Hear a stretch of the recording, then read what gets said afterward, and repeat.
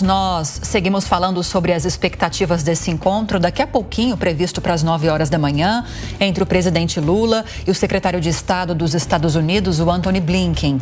Eles vão se encontrar no Palácio do Planalto para discutir vários assuntos, bem às vésperas da abertura do encontro de chanceleres do G20. Brasil, que está presidindo o encontro agora em 2024.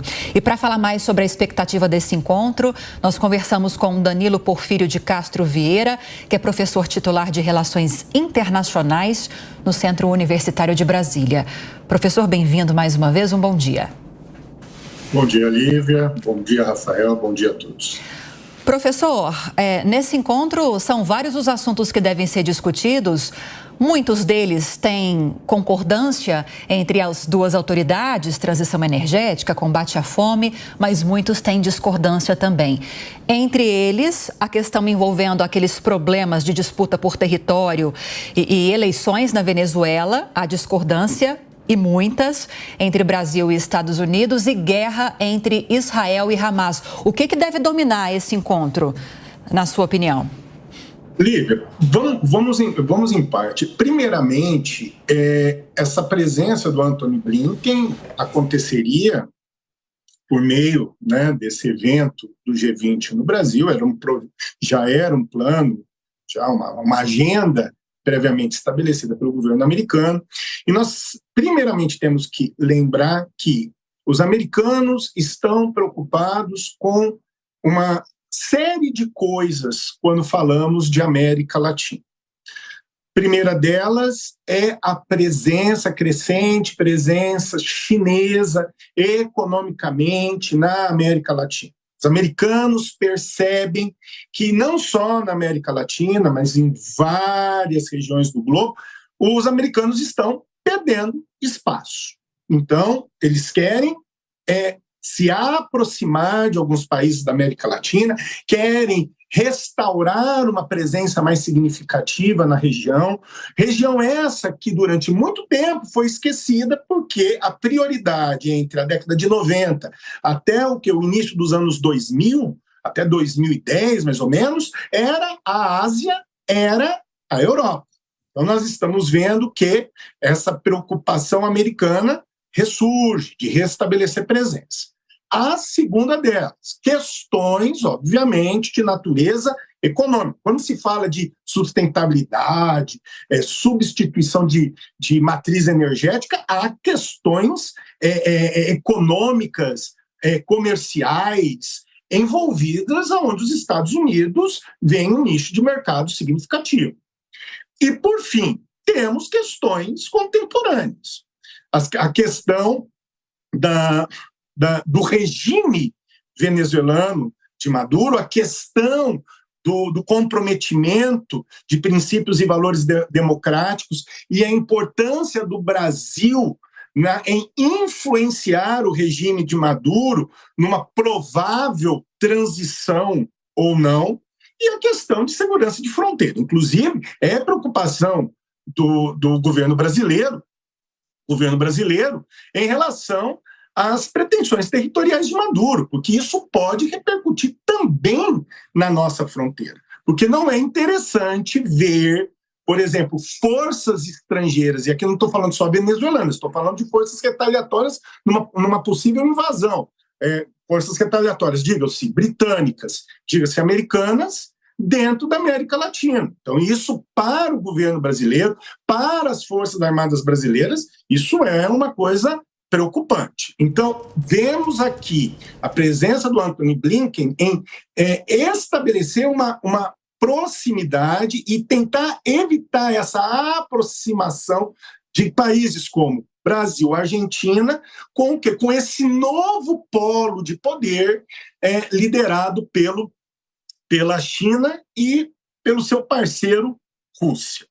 E, para finalizar, tivemos essa questão de Israel, esse problema da declaração do presidente Lula em relação a Israel. O grande problema chama-se linguagem. A linguagem política nem sempre está comprometida com a linguagem diplomática. E a linguagem política hoje é uma linguagem midiática. contundente, né, vamos dizer, chamativa, e isso pode ter dimensões desastrosas, mesmo com boas intenções. Então, há aqui uma dimensão desastrosa. Tanto que eu observei aqui a Amanda Clay falando da não repercussão. Posso até entender assim, mas também entendo que o que vimos é o exercício da linguagem diplomática day after, né? Depois do quê? Do evento. Ou seja, o melhor momento agora é o silêncio, não é adesão. Nós vamos compor nos gabinetes, na ação de composição. Talvez esteja aqui a explicação também dos americanos serem novamente o quê? Reticentes a uma resolução de cessar-fogo. Nós temos que primeiro compor. Professor, e no gabinete daqui a pouquinho, no gabinete do presidente Lula, nesse encontro com Antony Blinken, qual o senhor imagina vai ser o tom do presidente brasileiro? É mais ou menos esperado, né? De alguém que não tem a intenção de retroceder, porque chegou num ponto em que retroceder pode significar uma espécie de concordância com o que está acontecendo, né? Os Estados Unidos têm que papel nesse ambiente agora? Os Estados Unidos querem o fim da guerra, querem que Israel pare de atacar a faixa de Gaza. Para o presidente Biden, para a reeleição dele, porque eles são muito frios nessa hora e não estão pensando nem o Biden nem ninguém, né, na vida de inocentes, estão pensando no próprio umbigo, né? Para ele, um avanço de Israel sobre Rafah, por exemplo, mais civil morto, mais criança morta, mais mulher morta, isso significa o quê? O que é que os Estados Unidos querem de fato naquela região do mundo, professor?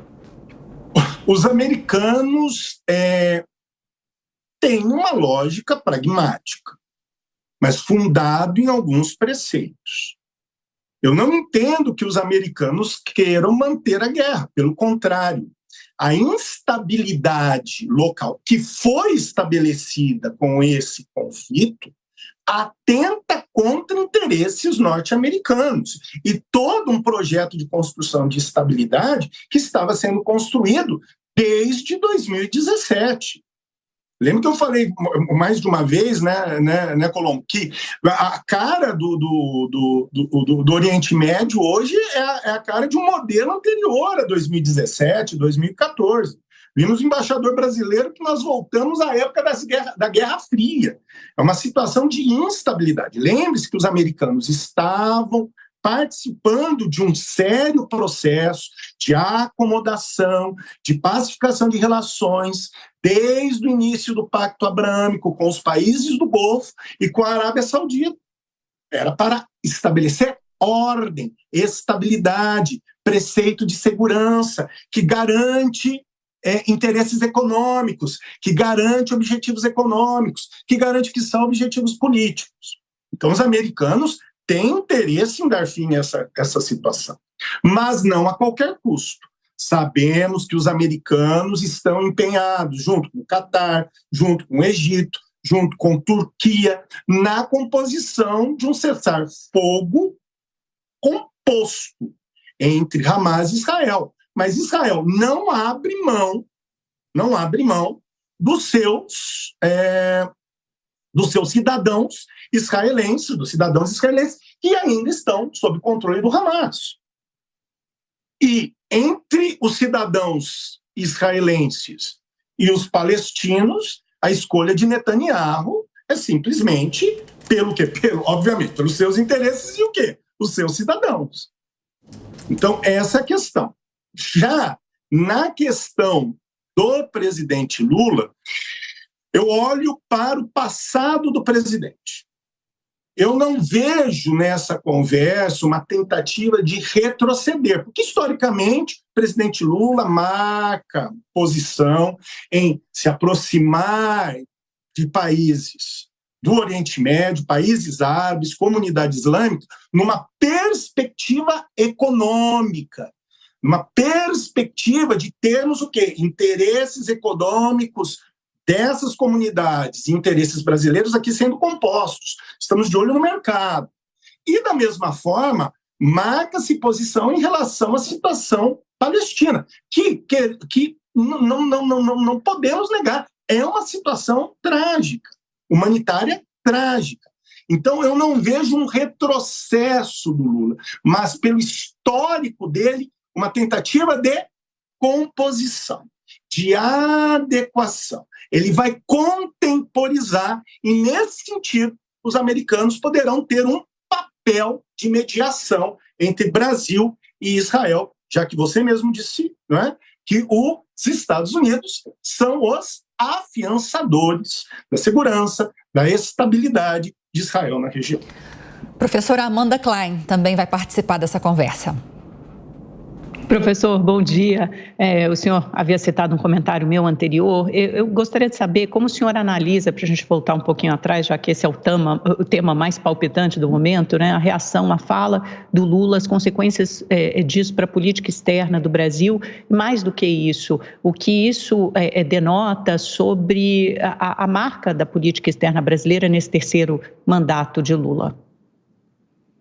Amanda, pragmaticamente, o que eu vejo neste momento, e é por isso que eu vejo para o futuro, com a ajuda dos americanos, uma contemporização e uma composição com Israel, já que o Brasil tem um histórico de boas relações com Israel, inclusive nos governos Lula anteriores, uma boa relação. O que nós vamos aqui perceber de imediato, na minha opinião, é a frustração, se assim podemos dizer, desse sonho ou desse papel do Brasil ser um protagonista num processo de mediação da paz na região. Quando se toma um posicionamento categórico, eu acabo desagradando setores. Eu não posso dizer que a declaração do Lula foi uma declaração de adesão unânime para um lado ou para o outro. Foi a imagem e semelhança do mundo de hoje, polarizado. Então, o que eu percebo das estruturas institucionais, as estruturas de poder, das ações de Estado. Você falou, teve muita discussão entre jornalistas especializados e academia, mas não vimos ações do quê? De autoridades. Não é o momento.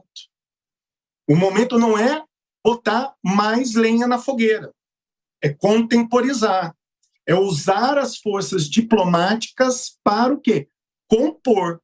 E o que me parece o Antony Blinken, além de todos os objetivos que ele tinha até então, agora ele terá, com essa conversa com o presidente Lula, esse papel de mediação, já que o Brasil tem um histórico de boas relações com diversos países do Oriente Médio, seja Israel, seja países árabes. Professor, bom dia, satisfação falar com o senhor novamente. Professor, nesse contexto de polarização política internacional que o senhor colocou bem, qual o papel que deveria ser mais adequado para o Brasil? Será que o Brasil ficar numa posição de intermediário, dialogando com o bloco liderado pelos Estados Unidos e dialogando com o bloco liderado pela China e Rússia, seria uma posição mais inteligente? Ou nesse contexto de polarização, o Brasil ficando no meio, ele acabaria esmagado pelos dois lados? Vilela, é uma pergunta complicada, né? Porque o jogo político é um jogo de poder. Historicamente, vemos, em toda a tradição diplomática brasileira, uma tradição de ou alinhamento seletivo ou de não alinhamento, no sentido de ter diálogo entre o quê? Todos os setores e todos os agentes, ou o maior número de agentes dentro da comunidade internacional. Isso não significa que o Brasil não marque alguns posicionamentos, mas volto a insistir. A questão aqui é uma linguagem diplomática. E assim, com muita cautela, a vida política não é vida propriamente diplomática, né? Vida diplomática. Mas o que eu quero deixar muito claro aqui eu acho e vejo com bons olhos a defesa do Brasil vamos dizer, na instauração, na criação do Estado palestino, como também não vejo com maus olhos a situação de advertência em relação à situação humanitária na faixa de Gaza, acho que isso tem que ser trazido, inclusive de um país que não está nesse tensionamento político, mas insistindo no direito de autonomia, de existência, de soberania do Estado israelense. Então, nós temos que compor dessas duas formas e evitando uma linguagem midiática.